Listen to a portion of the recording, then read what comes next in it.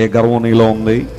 ప్రపంచంలో ఈ రోజున ఏదైనా నడుస్తుంది అంటే గర్వం నడుస్తాం. మనుషులు తమకున్న స్థాయిని బట్టి గర్వించే వాళ్ళు ఉన్నారు, తమకున్న ధనాన్ని బట్టి గర్వించే వాళ్ళు ఉన్నారు. నాకేంటండి, బోల్డ్ డబ్బులు ఉన్నాయి, చాలా ధనం ఉంది, ఈ ధనంతో నేను ఏదైనా సాధించగలని దేవుడు అవసరం లేకుండా, దేవుని దగ్గర రాకుండా చాలా మంది ధనవంతుల కళ్ళు మూసుకుపోవడానికి కారణం ఏంటో తెలుసా?